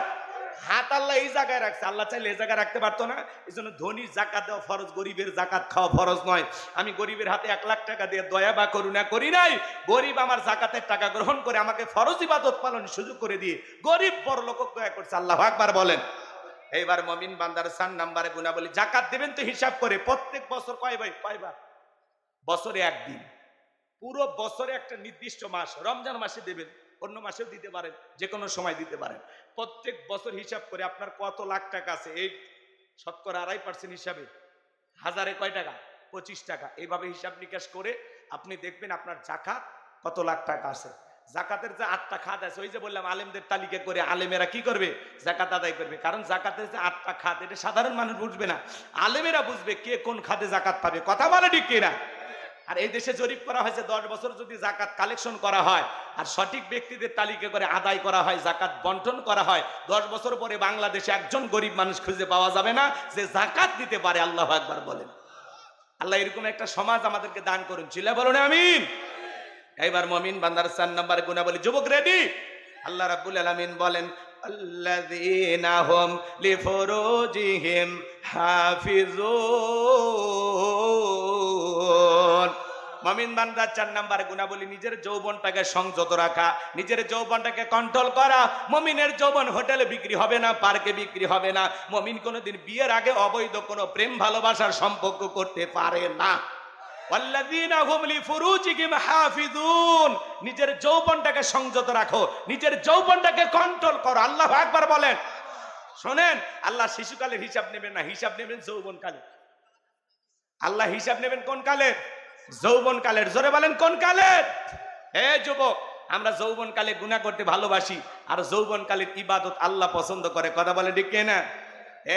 এদিক শোনো। বৃদ্ধকালে লম্বা সময় রুকু সিজদা করা যায় না, বয়স হয়ে গেছে, জয়েন্টে ব্যথা, বেশি সময় রুকু থাকলে মনে হয় পড়ে যাবে, বেশি সময় সিজদা থাকলে মানে দমটা আটকে মারা যাবে। কথা বলেন। যে শীত পড়ছে, রাত 2টার দিকে যদি একটা 70 বছরের মুরব্বী বলা হয়, চাচা পুকুর থেকে গোসল করে আসেন, চাচা বলবে ভাতিজা, পুকুর থেকে গোসল করে আবার ওই টাকা নেওয়ার জন্য উঠতে পারবো তো? কিন্তু একটা যুবককে যদি বলা হয়, যুবক 2000 টাকা দিয়ে পুকুর থেকে গোসল করে আসো, যুবক বলবে হুজুর কাপড় খুলছি, টাকা বের করেন। কথা কন। কারণ একটা যুবকের পাওয়ার আছে, স্পিরিট আছে, ক্ষমতা আছে। কথা বলেন। এই জন্য যৌবন কালে আমরা শয়তানের ওয়াসওয়াসায় পড়ে গুনাহ করতে ভালোবাসি, আর যৌবন কালের ইবাদতটা আল্লাহ পছন্দ করেন। তাহলে আল্লাহর ভালোবাসায় যৌবন কালের এই সময় আল্লাহর ইবাদতে কাটানো দরকার আছে না নাই? তাহলে যৌবন কালে গোলামি হবে কা? এ যুবক, কি মনে করো এই রঙের যৌবন একদিন জং ধরবে, কাঁচা দাড়ি একদিন সাদা হয়ে যাবে, টাইট চামড়া একদিন ঢিল হয়ে যাবে। কথা বলে ঠিক কিনা? এই যৌবনের চাকচিক্য একদিন থাকবে না। কথা বলেন না কেন? বয়সের কারণে একদিন সব শেষ হয়ে যাবে। এই জন্য আসো যুবক, আমরা আল্লাহকে ভয় করে জমিনে চলবো ইনশাআল্লাহ। এই যৌবনকালে গুনাহ করা যাবে না। আল্লাহর নবী ইউসুফ আলাইহিস সালাম যৌবনের পরীক্ষা দিয়েছিলেন। 2 মিনিট একটা ঘটনা বলে দিয়ে রাগ করবেন নাকি আপনারা? আল্লাহর নবী ইউসুফ আলাইহিস সালামকে জুলেখা গোপন একটা কক্ষে নিয়ে গেছে। যুবক শোনো, 10টা দরজায় তালা নিয়ে গেছে জুলেখা, গোপন একটা কক্ষে নিয়ে যা বলে, দিলে বড় জ্বালারে পাঞ্জাবিওয়ালা। হুজুর তো কিছুই বোঝে না, হুজুর সবই বোঝে, নারীর ছলা কলা বোঝে না। কথা বলে না কেন? এরকম একটা গোপন রুমে তুমি যদি সুযোগ পাও, যুবক কি করবা? হ্যাঁ, পার্কের সিপে গইলি পাইলে যুবকের প্রীতির 12 মাস। 14ই ফেব্রুয়ারিতে এমন বিশ্ব বেহায়া দিবস পালন করে, কয়েকদিন পরে ভালোবাসার কারণে মহিলা বমি করে।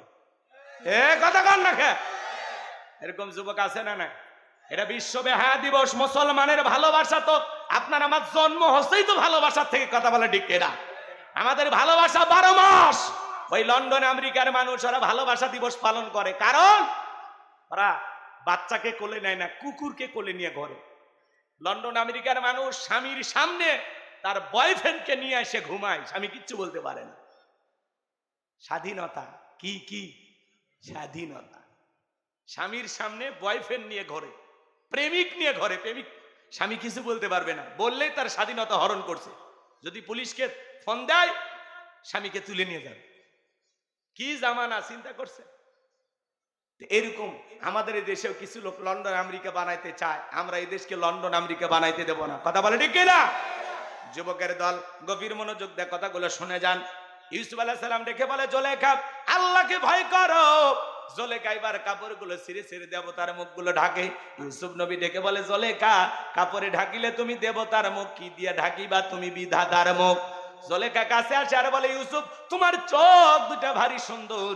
ইউসুফ আলাইহিস সালাম ডেকে বলেন, এই চোখ যে আল্লাহ সৃষ্টি করেছেন তাকে ভয় করো। ইউসুফ আলাইহিস সালামের অন্তরে কার ভয়? ইন্নী আখাফুল্লাহ, অন্তরে আল্লাহর ভয় না। আল্লাহকে ডেকে বলেন, আল্লাহ জুলেখার মনের অবস্থা আমি বুঝতে পেরেছি, একমাত্র আপনিই পারেন আমাকে বাঁচাইতে। ইউসুফ আলাইহিস সালাম তখন আল্লাহর উপরে তাওয়াক্কুল করে, আল্লাহর উপরে ভরসা করে নিজের ইজ্জতকে বাঁচানোর জন্য সামনের দিকে দৌড় মারলেন। আর দেখে বললেন, আল্লাহ সামনের দিকে দৌড় মারার দায়িত্ব আমার, আর আপনার কুদরত থেকে তালা খুলে দেওয়ার দায়িত্ব আপনার। ইউসুফ আলাইহিস সালাম আল্লাহর উপরে ভরসা করে যখন দৌড় মারলেন, আল্লাহর কুদরতে প্রত্যেকটা দরজার তালা খুলে গেল। বলুন সুবহানাল্লাহ। এইবার শেষ দরজায় জুলেখা পিছন থেকে মারছে ধাবা। ইউসুফ নবীর জামা ছিঁড়ে গেছে। ইউসুফ নবী বলে, জামা ছিঁড়ে যাই যাক, ইজ্জত দেওয়া যাবে না। কথা আছে, যেখানে বাঘের ভয় সেখানে রাত হয়। শেষ দরজায় জুলেখার স্বামী আজিজ মিসর দাঁড়ায় আছে। স্বামীকে দেখা মাত্র জুলেখা নেকা কান্নার অভিনয় শুরু করে দিল। দেখেন না, কিছু কিছু মহিলা মানুষ কথা বলার আগে কান্দে দেয়, আমার কেউ নাই। তোমার কেউ নাই, বেঁচে আছো কিছু কথা কর। কিছু কিছু মহিলা কথা বলার আগে কান্দে দেয়, চোখত মানে পানি লাগেই থাকে, চোখে মানে মোটর বসায় রাখছে। কথা কর, কান্নাকাটি করে সব বলে, কান্নাকাটি করে বলে, মনে করে মেয়ে কিচ্ছু বোঝে না, মেয়ে ফিডার খা, সব তোর ছেলের না। এ কথা কন, মেয়ের দোষ নাই। মেয়ে কান্নাকাটি করে মামলা জিতবে চা, মানে কিচ্ছু বোঝে না।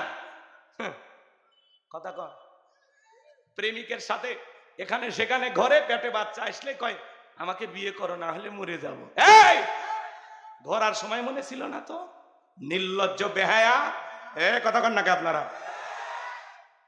কোন পুরুষ তো কোন মহিলার বাড়িতে যায় বলেন, আমার বিয়ে করো না হলে মরে যাব। তোমরা কেন আসো? আছে না এই সমাজে? আছে না? এই সমাজ নষ্ট করছে। সবচাইতে বড় নষ্ট করার মূল কারিগর হলো এই মোবাইল। শোনো যুবক, শোনো। জুলেখা নেকা কান্নার অভিনয় করলো। অনেকের বউ কান্নাকাটি করে, যার বউ বেশি কাঁদবে ধমক দেবে না, চুপ কাঁদবি না। ঘটনা কি হয়েছে আমারে কইলা ক। তোর ঘটনা শুনে যদি মনে হয় এই ঘটনায় কাঁদা উচিত, স্বামী স্ত্রী একসাথে জামাত করে কাঁদা হবে, একা কাঁদবি না। কথা কা। আর কাঁদলে যায় নামাজে কাঁদবি, কি হয়েছে? কথা বলার আগে কান্দেন। আছে না এরকম? জুলেখা নেকা কান্নার অভিনয় কইরা আল্লাহর নবী ইউসুফ আলাইহিস সালামকে 1 নয় 2 নয় 9.5 বছর জেলখানায় বন্দী করে রেখেছিল। কথা বলেন ঠিক কিনা? আজও আলেমদেরকে ধর্ষণের আসামি বানায়া মিথ্যা মামলা দিয়া জেলখানায় বন্দী করে যারা, এই যুগের ডিজিটাল জুলেখা তারা। কথা বলেন, রাগ করেন নাকি আপনারা? এই জন্য যুবক, তোমাদের পা দুটা গায়ে দেওয়া পা ধইরা বলে যায়, শোনা ভাই, পুলিশে ধরলে বাঁচবি রে, আমি ধরলে বাঁচবি, কিন্তু কোন নারী ছলনার জালে, মায়ের জালে, রূপের জালে পাটা যদি আটকে যায়, ফান্দে পড়িয়া বোগা কান্দে রে। সারা জীবন কেঁদে ওই কালনাগিনীর বিষাক্ত সবল থেকে তোরা বাঁচতে পারবি না। ওরা ছেলেদের ভালোবাসে না, ওরা ছেলেদের মন নিয়ে ব্যবসা বাণিজ্য করে। যে যত দামি গিফট করে তারে তত বেশি ভালোবাসে। কথা বলেন।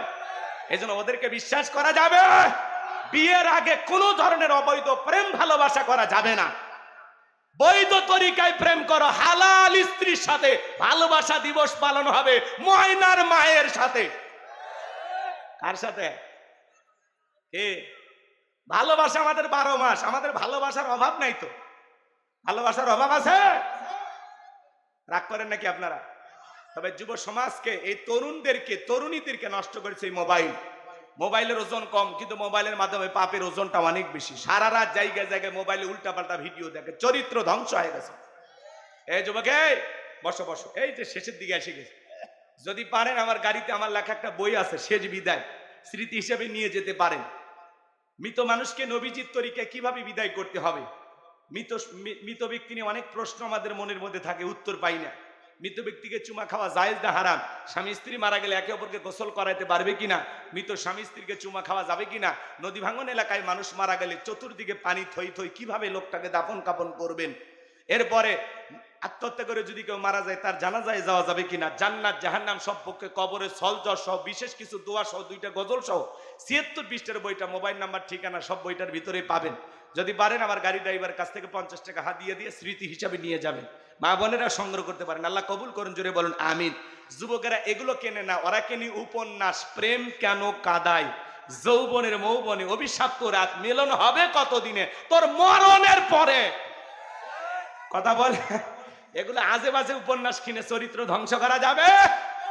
আল্লাহ যুব সমাজকে হেদায়েত দান করুক। প্রত্যেকটা মুসলমানের ঘরে একটা সিরাত গ্রন্থ থাকা দরকার, আছে না নাই? এই যে ডক্টর মিজানুর রহমান আজারি ভাই একটা সুন্দর চমৎকার বই বাজারে নিয়ে আসছেন। কয়েকদিন আগে শেরাটন হোটেলে তার মোড়ক উন্মোচন হয়েছে, এক নজরে কোরআন। যদি পারো তোমরা এটা কিনবা, ইনশাআল্লাহ। কবুল করুন, জোরে বলুন আমিন। এই যে বক্তব্যের মাধ্যমে, লিখনির মাধ্যমে ওলামা ইকরাম যে ভূমিকা রেখে যায়, তাদের জন্য দোয়া ভালোবাসা আছে না নাই? রাগ করেন নাকি আপনারা? মন খারাপ করবেন না, সংক্ষিপ্ত কথা বলে দিয়ে যায় আমার ভাইয়েরা। এ যুবক, এই মোবাইলের কারণে যুব সমাজ কিন্তু নষ্ট হয়ে যায়। সারা রাত জায়গা জায়গা মোবাইলে উল্টা পাল্টা ভিডিও দেখে, কাজে নাই। সারা রাত মা যখন দরজা না, এ রুবেল এই কি করিস? বাংলাদেশের স্বাধীনতার যুদ্ধ হচ্ছে 1971 সালে, বই পড়া শুরু করে। আবার যখন মা বাবা চলে যায় আবারও মোবাইলে উল্টা পাল্টা ভিডিও দেখে। কথা বলা ডেকে না? দেশে মোবাইল আইছে, চিঠি বন্ধ হইয়াছে, দিওয়ানা বানাইছে, ওলা মাইয়ার মনের কথা ভাসে বাতাসে। ও দেখো পোলা পানের মন বাদা ফেসবুকে, এখন মোবাইলে চ্যাটিং কইরা কাটায় সারাক্ষণ। এই মোবাইল পাইয়া দেখো মদন মাইয়া, এই মোবাইল পাইয়া দেখো মদন মাইয়া কি কাণ্ড ঘটাইছে, স্বামী সংসার রাইখা নাকি পলাইয়া গেছে। সে যে স্বামী সন্তান রাইখা নাকি পালাইয়া গেছে। 2 বাচ্চার মা, 4 বাচ্চার মা পরকীয়া প্রেম করে আরেকটা ছেলের হাত ধরে পালিয়ে যায়। যে নারী সন্তান রেখে স্বামী রেখে আরেকটা পরপুরুষের হাত ধরে পালিয়ে যেতে পারে, ওটা নারী জাতির কলঙ্ক, পাষাণী, ডাইনি, বিশ্বাসঘাতক নারী।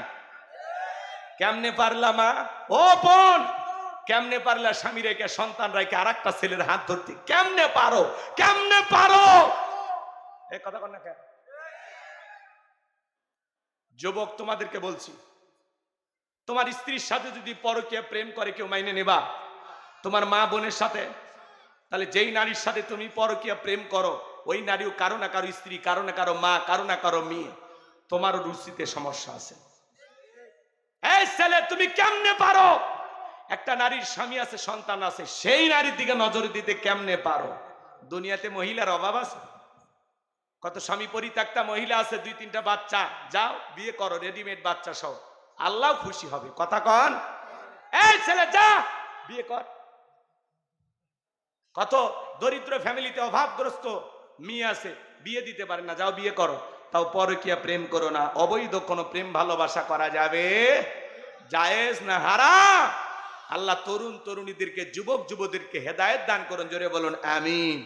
এই সস্তা প্রীতি কইরা ও মা নিজের ইজ্জতটাকে নষ্ট করিও না, নিজের দামটা কমায় না। নিজের ভিতরে যে কভার, যে প্যাকেট, যে পর্দা আল্লাহ দিয়েছে, খবরদার নিজেকে বেপরদায় চলায়ও না মা। বেপরদায় চলাফেরা করলে সমাজের সম্মান মর্যাদা তোমার কমে যাবে। পর্দাশীল নারীর উপরে আল্লাহর রহমত নাজিল হয়। কথা বলে ঠিক না? এই জন্য মা বোনদেরকে বলো, মা তোমরা খাদিজা ফাতেমা উত্তরসূরি মা, দয়া করে অবৈধ কোনো প্রেম ভালোবাসার ডাকে কোন যুবকের কথায় সাড়া দিবা না। কথা বলে না কেন? আল্লাহ যেন আমার মা বোনদের হেদায়েত দান করেন, জোরে বলেন আমিন। আর একটু জোরে বলেন আমিন। পর্দা নারীদের জন্য নফল না ফরজ? অকরনা ফি বুয়ুতিকুন্না ওয়ালা তাবাররাজনা তাবাররুজাল জাহিলিয়াতিল উলা। নারীরা তোমরা ঘরের ভিতর অবস্থান করো, খবরদার জাহিলিয়াত যুগের মেয়েদের মতো নোংরা অশ্লীল পোশাক পরে নিজের দেহকে প্রদর্শন করো না। নারীদের জন্য পর্দা করা নফল না ফরজ? আল্লাহ মা বোনদের পর্দা করা তৌফিক দান করুন, জোরে বলুন আমিন। দেশে টিকটক আসিয়া সব গেল বাসিয়া, সিদ্দিক সোরা নায়ক হইছে আইডি খুলিয়া, হিরো আলম নায়ক হইছে আইডি খুলিয়া। এই মোবাইলে হাই কি জাদু আছে ভাই, পোলাপান বুঝাছে, পড়ালেখা তুইলা রাখছে সপ্তম আকাশে। এখন আর পড়াশোনা নাই, যুবকেরা নষ্ট হয়ে গেছে। যুবক যারা আছো তোমাদের পায়ে হাত দিয়ে অনুরোধ করি, বিয়ের আগে কারা কারা অবৈধ প্রেম ভালোবাসা করবা না, পিতা মাতার পছন্দের মেয়েকে বিবাহ করবা, হাত তুলে দেখো। কোন কোন যুবক আছো যারা বিয়ে করেনি? হাত তোলো। এক চাষাও হাত তুলছে। চাষা, এই বয়সে রিস্ক নেন না। চাষিমা যদি এই ভিডিও দেখে অবস্থা কিন্তু খারাপ। হাত নামা। আল্লাহ পাক আমাদের সবাইকে হেদায়েত দান করুন।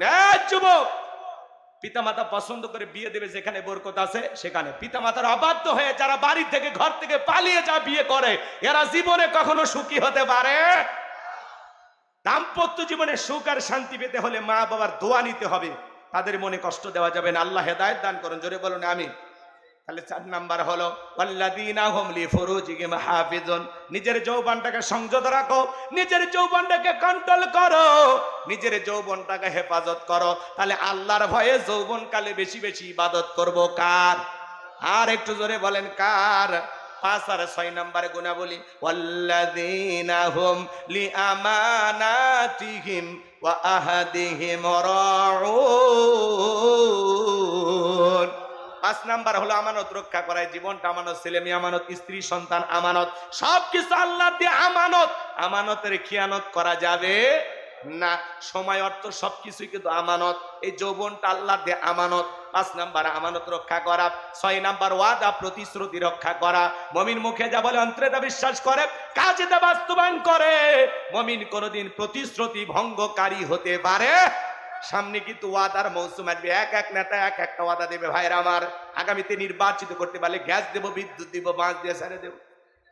বলেন নাই? ওয়াদার ঠেলায় জীবন আমাদের শেষ হয়ে যায়। কথা বলেন ঠিক কিনা? 153টা ওয়াদা দেয়, পালন একটাও করে না। কথা বলেন? ওদের মিথ্যা প্রতিশ্রুতিতে আর ভোলা যাবে? 6 নাম্বার ওয়াদা প্রতিশ্রুতি রক্ষা করা। 7 নাম্বার ওয়াল্লাযীনা হুম আলা সালাওয়াতিহিম ইউহাফিজুন। 7 নাম্বার হলো যত্ন সহকারে সালাত আদায় করা। আল্লাহ 1 নাম্বার নামাজ দিয়ে শুরু করলো, 7 নাম্বার নামাজ দিয়ে শেষ করলো। তাহলে সালাতের গুরুত্ব কম না বেশি? যারা যত্ন সহকারে সালাত আদায় করে, আসর পরে মাগরিব পর্যন্ত মন টাঙানো থাকে, মাগরিব পরে এশা পর্যন্ত মন টাঙানো থাকে। শুধু এক নামাজ পড়লে হবে না, স্ত্রী সন্তানদেরকেও নামাজি বানানোর দরকার আছে না নাই? পৃথিবীর সফল বাবা তারা সন্তানদেরকে মসজিদমুখী করে যারা। সন্তানদেরকে মসজিদে নিয়ে যাবেন, ছোট ছোট বাচ্চাদেরকে মসজিদে নিয়ে যাবেন। ছোট ছোট বাচ্চা মসজিদে গেলে মুরব্বীরা ধমক দেবেন না। আজকের শিশু আগামীর বাংলাদেশ। এই ছোট ছোট বাচ্চারাই আপনাদের ভবিষ্যৎ প্রজন্ম, এরাই হবে নামাজি। কথা বলে ঠিক কিনা? ছোট ছোট বাচ্চাদেরকে মসজিদে নিয়ে যাবেন, ওযু শিখাইবেন। এই মসজিদে লিখে রাখবেন, ছোট বাচ্চা মসজিদে আসলে চকলেট খাওয়ানো হয়। ছোট বাচ্চা মসজিদে গেলে মুয়াজ্জিমের হাত দিয়ে কিছু চকলেট দিবেন। এই দিকের মসজিদ কমিটি যারা আছে দায়িত্ব নেবেন যে 40 দিন বাচ্চারা জামাতের সহিত নামাজ আদায় করলে তাদেরকে 40 দিন পরে পুরস্কার দিবেন, গিফট দিবেন। এতে কি হবে? বাচ্চারা মসজিদমুখী হবে, উৎসাহ পাবে। কথা বলেন? শুধু মসজিদের উন্নয়ন কল্পে মাহফিল দিলে হবে না, ঈমানের উন্নয়ন কল্পে কাজ করা লাগবে। কিভাবে সবাইকে নামাজি বানানো যায় এই প্রস্তুতি আমাদের নেওয়া লাগবে। একজন প্রশ্ন করেছেন, ঘরে ঘরে মানুষকে নামাজের দাওয়াত দেওয়া যাবে না? অবশ্যই দাওয়াত দেওয়া যাবে, কোনো সমস্যা নাই। আল্লাহ এত কম কেন? ঠিক আছে, বাকি লেখা দিছে, অনেকে দান করেছে, মা বোনেরা দান করেছে। এরপরে আপনার লেখায় দিতে পারেন। আগামী বছর আরো বড় আয়োজন হবে, আল্লাহ কবুল করেন। জোরে বলেন আমিন। তাহলে 7 নাম্বার যত্ন সহকারে সালাত আদায় করব। পরিবারের 4 জন সদস্য সবাই যদি নামাজ পড়ে, ভালো লাগে না খারাপ লাগে? এই 7টা গুণাবলী যদি আমল করতে পারেন, উলাইকা হুমুল ওয়ারিসুন আল্লাযীনা ইয়ারিসুনাল ফিরদাউস হুম ফিহা খালিদুন। আল্লাহ বলেন তারাই উত্তরাধিকারী হবেন জান্নাতুল ফিরদাউসের, সেখানে তারা চিরকাল বসবাস করবেন। আল্লাহ কোনোদিন জান্নাত থেকে বের করে দেবেন না। চিৎকার মেরে বলুন সুবহানাল্লাহ। এই 7টা গুণাবলী কারা কারা আমল করবেন? আল্লাহ কবুল করেন। হাত তোলেন, হাত তোলেন। আমল করবেন তো ইনশাআল্লাহ? সময় সংক্ষিপ্ত, এই জন্য বাজান তাড়াহুড়ো করে কথাগুলো বলেছি। আল্লাহ যেন আমাদের আমল করা তৌফিক দান করেন। আল্লাহ। ভাই কারো কিছু বলার নাই তো? কেউ কিছু বলার নাই? আল্লাহ।